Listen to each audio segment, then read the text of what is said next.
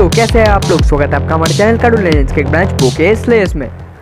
आखिर आ ही गया है ना सब लोग मस्त थंबनेल देख के। तो जी हाँ गाइस, आज का टॉपिक यही है, why is a dragon type Pokemon this Pokemons can defeat mega Rayquaza and an answer to toon clash. तो मैं कुछ भी बताने से पहले ही एक बात बता दूं कि मैं और टून क्लैश बेसिकली फ्रेंड्स हैं और ये सिर्फ एक फ्रेंडली काउंटर है मेरी तरफ से टून क्लैश को, तो प्लीज़ कोई ऑफेंड मत हो जाना। तो चलिए अब ज़्यादा बात ना करते हुए करते इस वीडियो को स्टार्ट, और इस वीडियो को पूरा देखिएगा वरना आपके माइंड में कुछ गलत सवाल क्रिएट हो सकते हैं और मैं सीरियस हूँ। तो टून क्लैश ने एक बार एक वीडियो अपलोड किया था जो कि था top 10 strongest dragon type Pokemon, जिस लिस्ट में कि टून क्लैश ने मेगा रेक्वेसा को नंबर 1 में रखा था। पर कुछ पोकेमोन हैं जो कि ऐसे ड्रैगन टाइप पोकेमोन रेक्वेसा को हरा सकते हैं। ठीक से सुनना, मैंने ये नहीं बोला कि वो रेक्वेसा को हरा सकते हैं, मैंने ये बोला कि सिर्फ एक ड्रैगन टाइप पोकेमोन होने के नाते वो रेक्वेसा को हरा सकते हैं। और अपने Q&A में या फिर हर एक जगह टून क्लैश ने ये बोला है कि वो वीडियो टून क्लैश का पर्सनल फेवरेट वीडियो था। जबकि टून क्लैश कभी भी कोई गलती करे तो वो अपनी गलती को किसी दूसरे वीडियो में सुधार लेता है, पर यहाँ पे केस कुछ अलग है। जैसे कि मैंने बोला, मैं इस वीडियो में समझाने वाला हूँ कि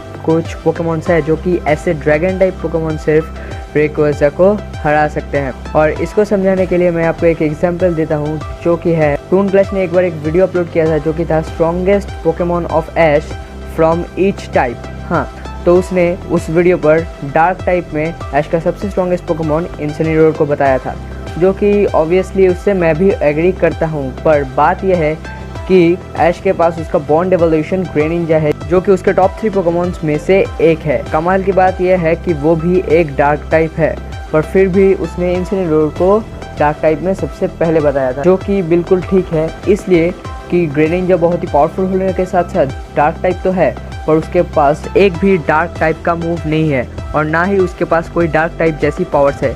जबकि इन्सिनेरोर के पास उसका सिग्नेचर मूव डार्केस्ट लैरिएट है, जो कि एक डार्क टाइप मूव होने के साथ साथ एक बहुत ही पावरफुल मूव भी है। तो विदाउट किसी डार्क टाइप के पावर्स के ग्रेनिंजा बहुत ही पावरफुल है, और सिर्फ वो डार्क टाइप है पर कोई डार्क टाइप की पावर नहीं है, ये जानते हुए भी उसको डार्क टाइप में सबसे स्ट्रॉन्गेस्ट बोलना ये एक भूल ही होती। तो ये बात तो बिल्कुल ठीक है। और यहाँ पे मैं ये भी नहीं बोल रहा कि रेक्वेसा के पास कोई भी ड्रैगन टाइप मूव्स या फिर कोई ड्रैगन टाइप जैसी पावर्स नहीं है, पर जिन पोकेमोन्स के पास उससे ज़्यादा है, मैं सिर्फ वही पोकेमोन्स के बारे में आपको इस वीडियो में बताऊंगा। तो कंपैरिजन शुरू करने से पहले चलिए थोड़ा रेक्वेसा के बारे में जान लेते हैं। रेक्वेसा एक dragon and flying type legendary Pokemon है जनरेशन 3 से, और ये बात तो बहुत से यूट्यूबर्स जैसे कि पोके क्लिप्स और खुद टून क्लैश ने भी स्वीकार किया है कि मेगा रेक्वेसा के पास सिर्फ 2 ही ऐसी पावर्स है जिनकी मदद से वो कुछ पोकेमोन्स को छोड़कर बाकी सबकी बैंड बजा सकता है। और वो 2 पावर्स है, उसका सिग्नेचर मूव ड्रैगन एसेंट, जिससे कि 3000 किलोमीटर तक एक्सप्लोजन हो सकता है, और दूसरा है उसका एबिलिटी डेल्टा स्ट्रीम, जिससे कि उसके आसपास एक बहुत ही तेज़ भवंडर बन जाता है। और उससे क्या होता है कि जो भी अटैक्स फ्लाइंग टाइप पोकेमोन के लिए सुपर इफेक्टिव होते हैं उससे सिर्फ न्यूट्रल डैमेज पड़ता है। तो अब ड्रैगन एसेंट, जो कि पूरे पोकेमोन वर्ल्ड का सबसे स्ट्रॉन्गेस्ट अटैक है, तो वो ड्रैगन एसेंट सुनने में लगता तो है एक ड्रैगन टाइप मूव जैसा, पर officially dragon ascent is a flying type move. और जैसे कि मैंने डेल्टा स्ट्रीम के बारे में भी बताया कि उस एबिलिटी से एक बड़ा सा भवंडर बन जाता है, और जहाँ कहीं भी सर्च कर लो फ्लाइंग टाइप है वो पूरी तरह से एयर और विंड के ऊपर बेस करके है। और यहाँ पे ये भी लिखा हुआ था कि डेल्टा स्ट्रीम से सिर्फ एक फ्लाइंग टाइप पोकेमोन को जिस टाइप से सुपर इफेक्टिव रहता है उन टाइप के मूव्स उसके सामने सिर्फ न्यूट्रल डैमेज देंगे। तो रेक्वेसा के सबसे बड़े 2 पावर्स सिर्फ इन दोनों पावर्स की मदद से, जो कि वो किसी भी ओपोनेंट की बैंड बजा सकता है, ये दोनों ही पावर्स फ्लाइंग टाइप के ऊपर बेस्ड करके किए गए हैं। और अगर हम लोग वेदर ट्रियो के ओरिजिन के बारे में भी जाने तो कायोगर, जो कि लॉर्ड ऑफ सीज है और एक वाटर टाइप का पोकेमोन है, उसका जन्म हुआ था समुद्र के गहराइयों में। ग्राउडन, जो कि लॉर्ड ऑफ लैंड है, उसका भी जन्म हुआ था ज़मीन के नीचे, और वो भी एक ग्राउंड टाइप का पोकेमोन है। और जो अपना रेक्वेसा है, जो कि है ड्रैगन एंड फ्लाइंग टाइप, उसका जन्म हुआ था बादलों के बीच में एयर के मिनरल्स के बारे में। तो ये भी बहुत सा फ्लाइंग टाइप के दिक में ही जाता है, क्योंकि जो ड्रैगन टाइप है वो पूरी तरह से पावर को बूस्ट करना और एनर्जी के ऊपर बेस्ड किया हुआ है। तो आर्कियस का जो ड्रैगन प्लेट था उससे भी उसके बाकी प्लेट्स को पावर बूस्ट मिलती थी। या फिर आप ओरिजिनल ड्रैगन के भी हिस्ट्री के बारे में जान सकते हैं। और सबसे बड़ा एग्जांपल जो कि है, रेगिगिगस ने रेजिरॉक को बनाया था रॉक से, रेजिलिक को इलेक्ट्रिसिटी से, रेजिआइस को आइस से, रेजिस्टील को स्टील से और रेजी ड्रैगो को क्रिस्टलाइज्ड ड्रैगन एनर्जी में। तो अगर हम इस थ्योरी को साइड में भी रखें तो भी मैंने जो पॉइंट्स पहले बताए थे उससे ये क्लियर हो जाता है कि रेक्वेजा के जो 2 मेन और सबसे बड़े पावर्स हैं वो फ्लाइंग टाइप के ऊपर बेस्ड किए गए हैं, ठीक है। और रेक्वेजा ने अब तक सिर्फ एनिमे में सिर्फ कुछ ही ड्रैगन टाइप अटैक्स जैसे कि ट्विस्टर, ड्रैगोमीटियोर एंड एटसेट्रा यूज़ किए हैं। तो पहला पोकेमॉन जो कि रेक्वेजा को हरा सकता है वो है एटर्नमैक्स एटर्नेटस। तो मैंने मेरे इस वाले वीडियो में भी कहा था कि सिर्फ ऐसे ड्रैगन टाइप पोकेमॉन होने के नाते क्यों एटर्नमैक्स एटर्नेटस मेगा रेक्वेजा को हरा सकता है, ना कि ये बोला था कि ओवरऑल में भी एटर्नमैक्स एटर्नेटस रेक्वेजा को हरा सकता है। तो सिर्फ top 10 strongest dragon type Pokemon की बात करें तब तो ठीक है, पर अगर ओवरऑल में देखें जैसे कि top 10 strongest Pokémons of the Pokemon world, तब तो सभी जानते हैं कि रेक्वेजा टॉप 3 में ही आएगा। तो वो शायद से मेरी भूल थी कि मैं ठीक ठाक से समझा नहीं पाया था। तो जैसा कि मैंने उस वीडियो में बोला था कि एटर्नमैक्स एटर्नेटस का हाइट और वेट ज़्यादा है और फिर उसका स्पीड और डिफेंस का स्टैट रेक्वेजा से बहुत ही ज़्यादा है और फिर वो एक पॉइजन टाइप होने की वजह से डोमिनेटिव भी रहेगा। तो ये सिर्फ उसके एडवांटेजेस के बारे में बोला था, ना कि बोला था कि इन पावर्स की वजह से वो मेगा रेक्वेजा को हरा सकता है, ठीक है। तो यहाँ पे हम एटर्नेटस को नहीं लेंगे क्योंकि एटर्नेटस गेम्स में तो बहुत ही पावरफुल है, क्योंकि गेम्स में मैंने देखा है कि एटर्नेटस अपने एक डायनामिक्स कैनन से लियोन के गाइगेंटामैक्स 48 को तक ढेर कर सकता है, पर एनीमे में उसको थोड़ा वीक दिखाया गया था। तो यहाँ पे हम बात कर रहे हैं एटर्नमैक्स एटर्नेटस की। तो मेरी मानो तो एटर्नमैक्स एटर्नेटस वीक नहीं है, पर वो बेचारा करता भी क्या, क्योंकि उसकी पावर्स ही पूरी कैंसिल आउट हो गई थी पोकेमॉन स्वॉर्ड एंड शील्ड के उस एपिसोड में, क्योंकि उसके सामने ज़ैशियन एंड ज़माज़ेंटा का कंबाइन एफर्ट था। अगर ज़ैशियन एंड ज़माज़ेंटा 1-on-1 फाइट लड़ते एटर्नमैक्स एटर्नेटस से, तब तो एटर्नमैक्स एटर्नेटस ही जीत जाता, पर वो 2 एक साथ एटर्नमैक्स एटर्नेटस के साथ लड़ रहे थे। इसके लिए तो उनकी स्पेशल पावर्स की वजह से एटर्नमैक्स एटर्नेटस की पूरी पावर्स ही कैंसिल आउट हो गई थी। पर एटर्नमैक्स एटर्नेटस का एक सिग्नेचर मूव है जो कि है एटर्ना बीम, और एटर्नमैक्स एटर्नेटस एक सेकेंडरी ड्रैगन टाइप पोकेमॉन होने के बाद भी उसका जो सिग्नेचर मूव है एटर्ना बीम, वो एक ड्रैगन टाइप मूव है। और एटर्ना बीम का पावर हमने जितना भी एनिमे में देखा है ना, उतना ही कमाल का है भाई। एंड बी मैच्योर गाइस, अब एटलीस्ट बच्चों की तरह ये मत बोल देना कि रेक्वेजा के ड्रैगन पल्स, ट्विस्टर और ड्रैगोमीटियोर जैसे मूव्स भी एटर्नमैक्स एटर्नेटस के एटर्ना बीम को तक हरा सकते हैं। तो मानता हूँ कि रेक्वेजा के वो मूव्स पावरफुल हैं, पर दूसरी तरफ है एटर्नमैक्स एटर्नेटस जो कि एक लेजेंडरी पोकेमॉन है और उसका एटर्ना बीम भी उसका सिग्नेचर मूव है जो कि बहुत ही ज़्यादा पावरफुल है। और उसके साथ साथ मैंने बोल भी दिया है कि एटर्ना बीम एक ड्रैगन टाइप मूव है। और हाँ, एक बात तो टून क्लैश भी मानता है कि मेगा एवोल्यूशन से गाइगेंटामैक्स एवोल्यूशन ज़्यादा पावरफुल है। और इसके ऊपर बेस करके अगर हम ओरिजिन की तरफ थोड़ा नज़र डालें तो बहुत सालों पहले एटर्नमैक्स एटर्नेटस अपने एटर्नमैक्स फॉर्म को खो देता है, और सिर्फ उसके एटर्नमैक्स फॉर्म को खोने की वजह से उसकी सारी डायनामिक्स एनर्जी गालार के ज़मीन में लीक हो जाती है। और सिर्फ इसीलिए ही हर एक पोकेमॉन सिर्फ गालार में ही गाइगेंटामैक्स एवोल्यूशन को परफॉर्म कर सकता है। हाँ, सारे के सारे पोकेमॉन जो कि गाइगेंटामैक्स एवॉल्व हो सकते हैं डायनामिक्स एनर्जी की वजह से, और वो सारी की सारी डायनामिक्स एनर्जी एटर्नमैक्स एटर्नेटस की है। तो अब खुद ही सोच के देखो उसका पावर।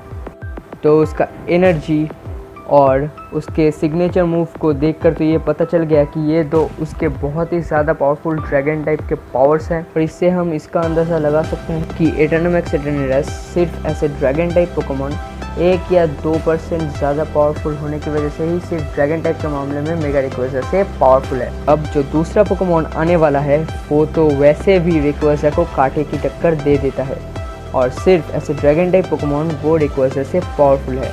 और वो पोकेमॉन और कोई नहीं बल्कि है कंप्लीट ज़ाइगार्ड। तो कंप्लीट ज़ाइगार्ड एक ड्रैगन और ग्राउंड टाइप का पोकेमॉन है कालोस रीजियन से, और कंप्लीट ज़ाइगार्ड पूरे वर्ल्ड के बैलेंस को मेंटेन रखता है, यानी कि वो ऑर्डर का पोकेमॉन है। और कंप्लीट ज़ाइगार्ड को डिफेंडर ऑफ ऑर्डर भी कहा जाता है। तो जनरेशन 6 यानी कि कालोस रीजियन के एकदम लास्ट में जिस जाइंट रॉक के सामने पूरे का पूरे कालोस रीजियन ने घुटने टेक दिए थे, उस जाइंट रॉक को हराया था, या फिर कहे तो ओवर पावर्ड किया था कंप्लीट ज़ाइगार्ड ने। और कंप्लीट ज़ाइगार्ड ने उससे बहुत ही अच्छी बैटल लड़ी थी और फाइनली उसको हरा दिया था। जिस मूव से कंप्लीट ज़ाइगार्ड ने जाइंट रॉक को हराया था वो मूव था उसका सिग्नेचर मूव कोड इन्फोर्सर, जो कि एक ड्रैगन टाइप मूव है। तो वैसे तो कंप्लीट ज़ाइगार्ड के पास टोटल 4 सिग्नेचर मूव्स है, पर उसका जो सबसे पावरफुल सिग्नेचर मूव है वो है कोड इन्फोर्सर। उसी की मदद से ही उसने लास्ट तक जाइंट रॉक को हराया था, और ऊपर से वो भी एक ड्रैगन टाइप का मूव है। तो अब ये तो सभी को मानना पड़ेगा कि कोड इन्फोर्सर रेक्वेज़ा को बहुत ही अच्छी तरीके से टक्कर दे सकता है, और वैसे भी कोड इन्फोर्सर इतना ताकतवर रेक्वेज़ा के पास कोई भी ड्रैगन टाइप मूव नहीं है। और जो थर्ड और फोर्थ पोकेमॉन होंगे जो कि रेक्वेज़ा से ड्रैगन टाइप पोकेमॉन होने के नाते आगे हो सकते हैं, वो और कोई नहीं बल्कि होंगे the ruler of time and space, Dialga and Palkia. तो ये तो ऐसे भी और वैसे भी जिस दिख से देखे उस दिख से ही मेगा रेक्वेज़ा से ज़्यादा पावरफुल है, और ऊपर से इन दोनों के पास टाइम और स्पेस की पावर्स भी हैं, और ये दोनों यूनिवर्सल लेवल के पोकेमॉन्स हैं, क्योंकि इन दोनों ने अपने मूव्स के ज़रिए या फिर अपने पावर्स के ज़रिए स्पेस एंड टाइम रिफ्ट को भी रोक दिया था। तो जिन मूव्स की मदद से इन लोगों ने स्पेस एंड टाइम रिफ्ट को रोका था वो थे उनके signature moves spacial rend and roar of time. और spacial rend and roar of time जो दोनों अटैक्स स्पेस और टाइम की पावर रखते हैं, ये दोनों अटैक्स ही ड्रैगन टाइप मूव्स है।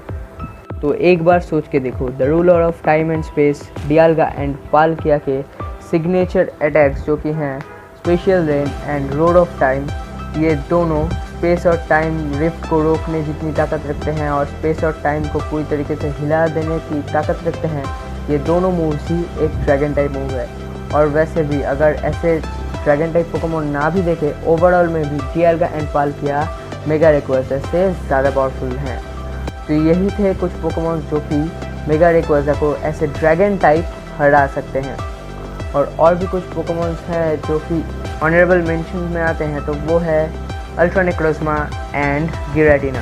तो अल्ट्रा नेक्रोज़मा भी एक बहुत ही पावरफुल ड्रैगन टाइप पोकेमॉन है, जिसका कि एक गॉड लाइक अपीयरेंस था, पर उसके पास कोई भी सिग्नेचर ड्रैगन टाइप का मूव नहीं है, और पावरफुल ड्रैगन टाइप मूव भी इसके पास नहीं है, और उसके साथ साथ इसका कोई एबिलिटी भी नहीं है जो कि ड्रैगन टाइप की तरह लगता हो। इसलिए मैंने इसको ऐसे ड्रैगन टाइप पोकेमॉन भी मेगा रेक्वेज़ा से आगे नहीं रखा है। दूसरा पोकेमॉन है गिराटिना, जो कि डियाल्गा एंड पाल्किया के लेवल का ही पोकेमॉन है, पर फिर भी ये मेगा रेक्वेज़ा को नहीं हरा सकता, क्योंकि ये पावरफुल है, पर इसके पास भी कोई ड्रैगन टाइप जैसी पावर्स नहीं है।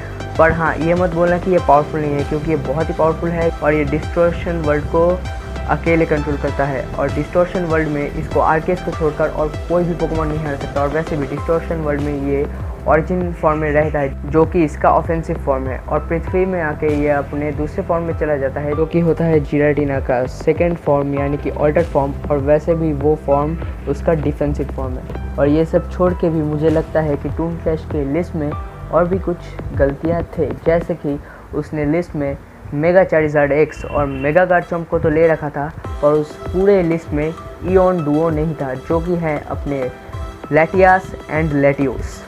और लैटियास एंड लैटियोस कितने पावरफुल है ये हमें पोकेमॉन हीरोज़ नाम के मूवी में पता चल ही गया था।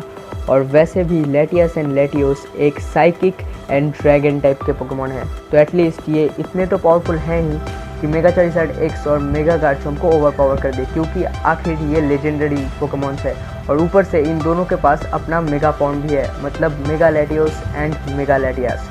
तो मेगा ड्रैगन टाइप और ऊपर से लेजेंडरी पोकेमॉन होने के नाते इन दोनों का लिस्ट में आना तय है। तो टून क्लैश, अगर तुम मेरे इस वीडियो को देख रहे हो तो प्लीज़ मुझे बता देना कि इओन डुओ आखिर top 10 strongest dragon type Pokémons वाले लिस्ट में कैसे नहीं आ सकते। तो गाइस, यही था मेरा ओपिनियन कि कौन कौन से पोकेमॉन सिर्फ ऐसे ड्रैगन टाइप पोकेमॉन मेगा रेक्वेज़ा से ज़्यादा पावरफुल है, और टून ब्रो के लिस्ट में कुछ गलतियों को मैंने सिर्फ बताया है।